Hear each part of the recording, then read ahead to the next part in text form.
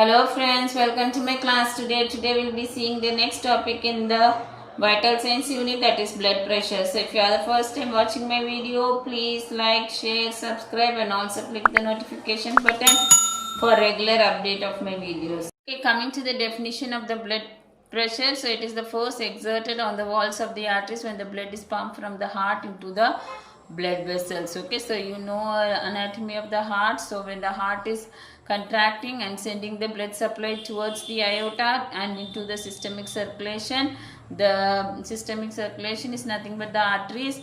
When they receive the blood supply, they exert certain pressure in order to push the blood forward. That is called as blood pressure. Coming to the blood pressure readings, the normal blood pressure is 120 by 80 mmHg, that is millimeter of mercury. So they are classified as systolic and diastolic blood pressure. So systolic is the upper range, which is normal is 120 millimeter of mercury, and down which is the diastolic blood pressure, is normal is 80 mmHg. Okay, so systolic blood pressure is nothing but when the ventricles are contracting and sending the blood towards the aorta, there is some amount of pressure exerted. So there is a maximum amount of pressure that is exerted on the walls of the arteries during contraction is called as systolic, and diastolic blood pressure is after contraction the aorta will start relaxing and the ventricles will refill for the next contraction. Okay, so that relaxing time, the pressure that is exerted on the aorta is read as the diastolic blood pressure. And coming to the physiology of blood pressure, so physiology of blood pressure is depending on the following factors. One is stroke volume and cardiac output. Stroke volume is amount of blood that is ejected from the ventricles into the aorta in one stroke. Okay, that is in one contraction. How much ml is ejected, that is stroke volume. Normal is 60 to 100 ml. And cardiac output is in 1 minute how much blood is ejected from the ventricles into the aorta is called the cardiac output. Okay, that means in one contraction, if it is 60 to 100 ml, then you have to multiply with the heart rate. Okay, so cardiac output means stroke volume into heart rate. Okay, in 1 minute how much heart rate is there, and when we multiply that, it will give the cardiac output, which will come to 5 to 6 liters per minute. And compliance of the blood vessels. Okay, compliance of blood vessels is the resistance, or how much the blood vessels are smooth enough to push the blood into the artery smoothly. That is called as the compliance of the blood vessel. And blood volume is amount of blood that is moving into the blood vessel is the blood volume. And blood viscosity is the concentration or the weight. Okay, so the concentration or the thickness of the blood is called blood viscosity. And the blood vessel length and diameter. Okay, so how long the arteries are going, and the diameter is the inner lumen. Okay, so the inner lumen will be a circle, that diameter how much it is there. Okay, so all those factors, the physiology of blood pressure will depend on these factors. Okay, so coming to the stroke volume and cardiac output. So as I already said, amount of blood that is ejected in one contraction of heart muscles is called as stroke volume, which is measured in milliliters, that is ml. And cardiac output is amount of blood that is flowing from the heart through the ventricle, and that is usually in per minute it is calculated, and this will come in liters. Okay, so it will be 5 to 6 liters. So cardiac output is stroke volume into heart rate. Okay, so when you multiply that, it will come the cardiac output.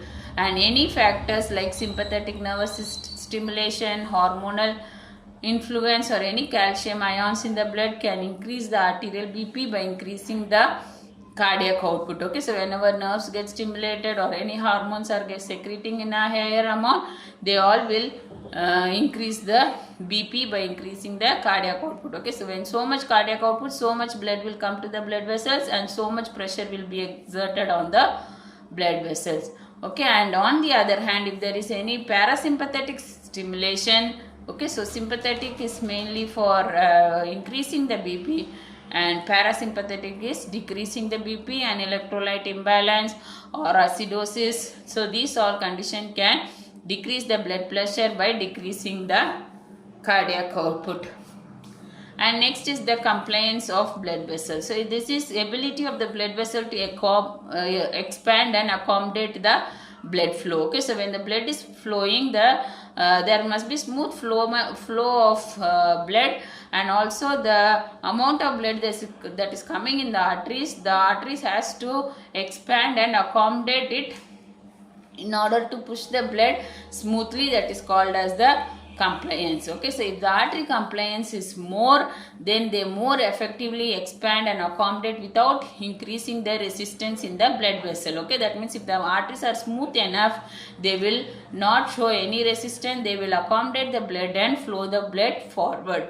And if there is any factors causing decreased compliance, then they will increase the resistance of blood flow. Okay, in decreased compliance means the arteries are not smooth enough, they are very thick.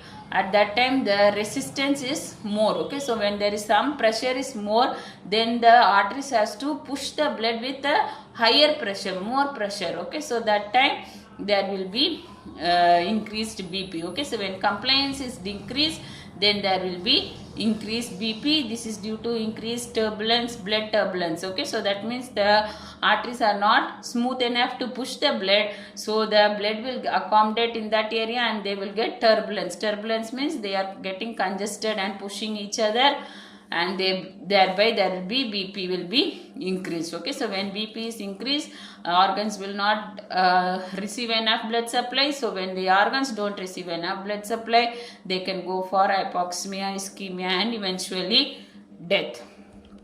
And next, coming to the blood volume. Okay, so blood volume, so there is an obvious relationship between the blood volume and blood pressure. Okay, so when the blood volume is increased, the pressure also will increase. Okay, this is because if there is a tube, okay, so in a tube only 100 ml of blood can flow. Okay, but if we are pouring more than like 200 ml, 300 ml, when we pour, then there will be a more congestion. Okay, so when congestion is there, there will be more pressure. Same way, if the blood volume increases, the blood pressure also will increases. This is because more congestion within the blood vessels, and they have to exert more pressure in order to push the blood into the blood vessels. Okay, so as the blood volume will increase, the blood pressure and the blood flow will also increase. On the other hand, if the blood volume is decreased, then the pressure and flow also decreases. Okay, so in low blood volume we call hypovolemia. So the regulatory mechanism of the body effectively maintain the blood pressure until 10 to 20% loss in blood volume. Later they will require a volume replacement. Okay, so that is like when you are very thirsty, or you are going in a hot sun. Okay, suddenly your blood volume may drop. This is because due to perspiration, that is sweating, the fluid will be lost. Okay, so around 10 to 20% our body will compensate itself in order to maintain the BP. So if there is a more loss of fluid, then we have to replace it with some oral fluids or IV fluids. Okay, that is called volume replacement. And if there is excess fluid volume, so that is called as more fluid volume, is called as hypervolemia. Hyper means increased volume is the fluid, mia is the blood, emia is blood. So there is more volume in the blood, will increase sodium and water retention, and thereby there is more congestion of fluid. So that is wherever sodium is there, water also is retained, and more pressure is exerted within the walls of the blood vessels, which will increase the blood pressure. Okay, so when the blood volume increases, BP also increases. Okay, next coming to blood viscosity. So that means it is a thickness of the blood which can affect the blood flow. Okay, so that is like gum and water. The water is very thin, so it is very liquid state. When you pour that, it will flow very freely, whereas gum, it takes little pressure to move inside the blood vessel, so there will be decreased flow. Okay, so blood viscosity is nothing but thickness. So when the viscosity of the blood is it is directly proportional to the BP and inversely proportional to blood flow. Okay, so any condition when there is increased viscosity, then the BP will increase and there will be decreased in the blood flow. Okay, so as I already said, gum will flow very slowly, whereas water will flow quickly. Okay, and conversely, any condition that causes decreased blood viscosity will decrease the BP and increase the blood flow. Finally, the vessel length and diameter. Okay, so the vessel length means how far the length, that is the blood vessels are giving branches and they are supplying to the parts of the body. And the length of the blood vessel is directly proportional to its blood pressure, and greater the pressure there is decreased blood flow. Okay, so that means when the blood vessel is long, there is increased surface area, so which will increase the BP and there will be decreased blood flow, whereas when the vessel is short, there is decrease in pressure and increase in the blood flow. And so in diameter, so that is the contractility of smooth muscles. So the blood vessels are made up of smooth muscles. They are contracting based on the diameter of the blood vessel, and it is inversely proportional to the pressure and directly proportional to the blood flow. Okay, so that is increased diameter. So when the inner lumen of the blood vessels are increased, that is called vasodilation. There is less blood which is contacting the vessel wall, so the friction is less and there is increase in blood flow and decrease in the pressure. Okay, so when the friction is less, that is, it is inversely proportional to the pressure, so there will be decrease in pressure, and whereas vasodilation will increase the blood flow. And on the other hand, if there is decreased diameter, that is called vasoconstriction, the blood vessel, that is the blood that is contacting the vessel wall will be more, and thereby there will be decreasing blood flow and increase in the blood pressure. Okay, so these are the physiology of blood pressure. Next is the regulation of blood pressure. So this is done by baroreceptors and neuronal regulation, renin, angiotensin, aldosterone system, antidiuretic hormone, atrial natriuretic peptide, and prostaglandins. Okay, so these are the hormones that will regulate the blood vessels. And in baroreceptors, so whenever there is any change in the BP, they are detected by the baroreceptors. So these baroreceptors are present in the aorta, that is arch of aorta and carotid sinus, and baroreceptors, they regulate a BP for a short term. Okay, that means only when there is adequate blood flow and blood pressure, only then the baroreceptors will be stimulated, so they will only work for a short term. Okay, whenever the baroreceptors detect there is decreased arterial pressure, then they will trigger the sympathetic nervous system, so they will increase the heart rate and cardiac contractility. So when they increase, they will increase the BP also. On the other hand, whenever the arterial pressure is increased, then the parasympathetic stimulation will be stimulated by the baroreceptors, and this is an autonomic nervous system which will reduce the heart rate and cardiac contractility through the vagus nerve, and they will reduce the blood pressure. So this is the neuronal and baroreceptor regulation. And next is renin, angiotensin, aldosterone system. So renin is a hormone, peptide hormone, that is released by the juxtaglomerular apparatus in the kidney. Okay, so when it is released is whenever the sympathetic nervous system is stimulated, that is when there is decreased arterial pressure, when the sympathetic nervous system is stimulated, then these are renin, angiotensin, aldosterone is also starts its response. Okay, and same way if there is reduced sodium chloride going into the distal convoluted tubule. Okay, so this is the part of the nephrons. So nephron has three parts. One is proximal convoluted tubule, the Henle loop, and the distal convoluted tubule. Okay, when the less sodium chloride is going to the distal convoluted tubule, so they will cause increase in reabsorption. So for reabsorbing, this renin will stimulate, and also whenever there is decreased blood flow to the kidney. Okay, so when these conditions, the renin aldosterone system will stimulate. Okay, whenever renin is stimulated, they will cause angiotensinogen, that is present in the liver, to angiotensin 1. Okay, so which is converted to, again this angiotensin 1 will be converted to angiotensin 2 with the help of an enzyme called as angiotensin converting enzyme. And this angiotensin 2 is a vasoconstrictor, so it directly acts on the kidney to increase the sodium reabsorption in the proximal convoluted tubule, and also angiotensin 2 releases a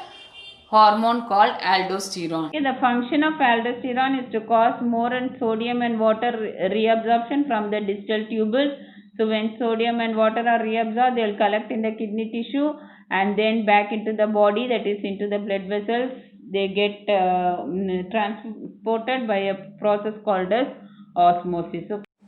Okay, osmosis is a movement of fluid from a higher concentrated area to a lower concentrated area through an osmotic membrane. Okay, so the kidney will transport to the blood vessels and there will be decreased water excretion and so much water going back into the blood vessels, so the blood volume will be increased and also blood pressure. Okay, and next is the antidiuretic hormone. Okay, so antidiuretic, anti means against, diuresis means urination. Okay, so this is the hormone which prevents the urination. That means it will again bring the blood, that is the water and fluid back into the body. So blood pressure is regulated by this antidiuretic hormone from hypothalamus in response to thirst or increased plasma osmolarity. Okay, so whenever there is patient is having increased thirst and when there is decreased fluid, then the hypothalamus will get stimulated to produce a hormone called ADH, that is antidiuretic hormone.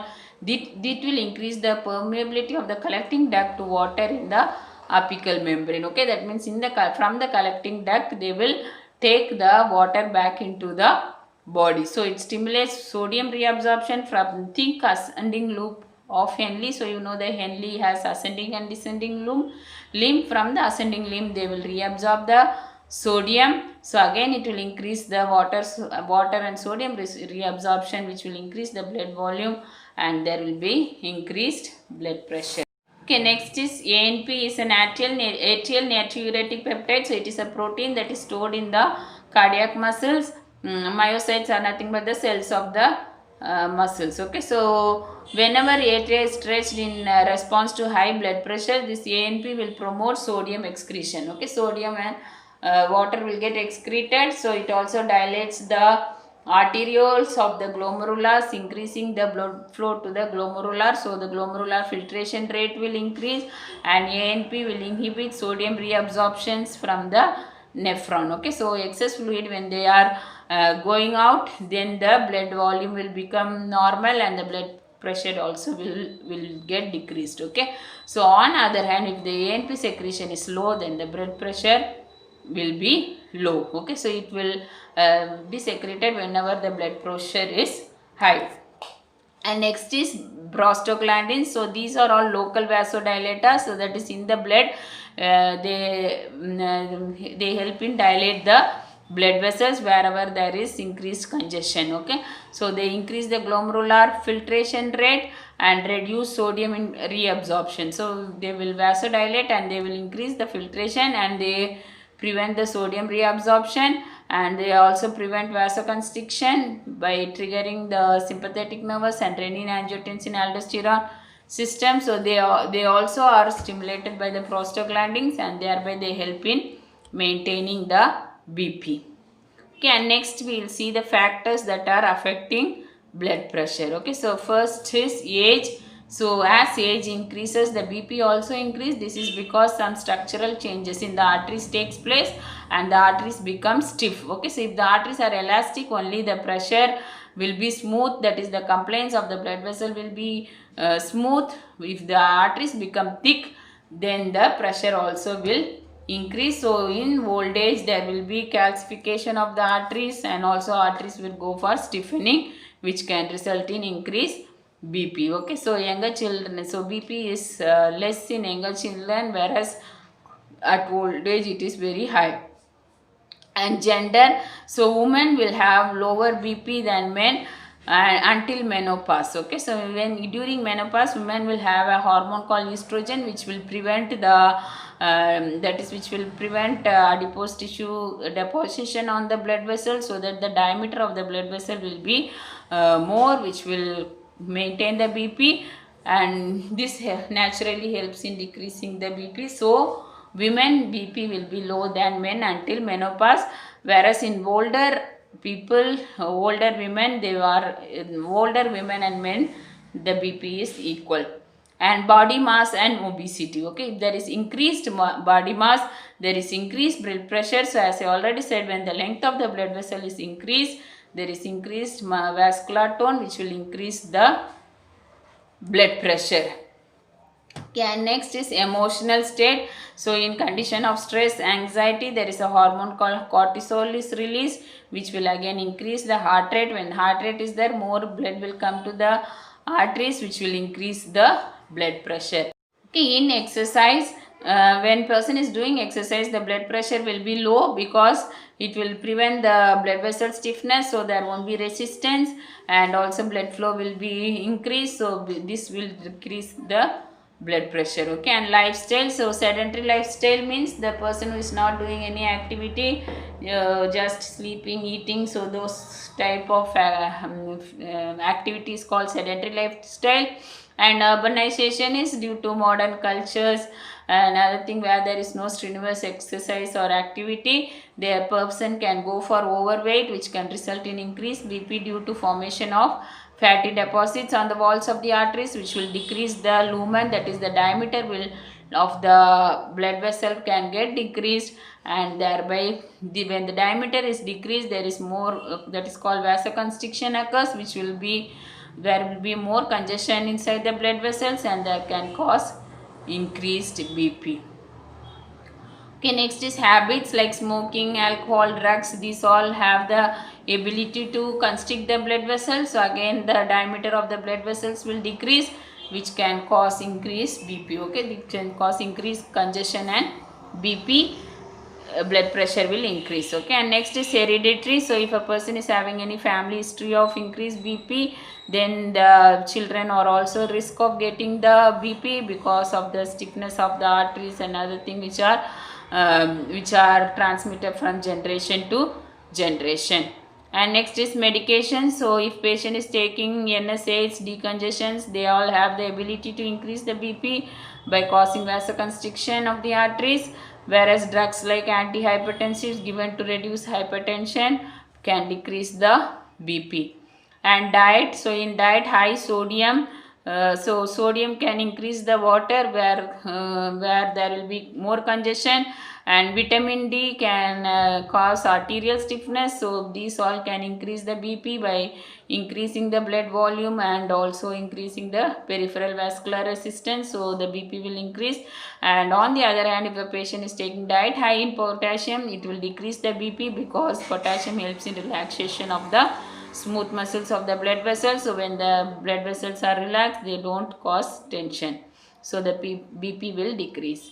And climate. So usually blood pressure is high in winters and lower in summer, because in winters there is vasoconstriction, blood vessels will constrict, so there is increased BP, whereas that is there is more pressure needed to move the blood flow through the constricted arteries, so pressure will increase in the winters when compared to summer.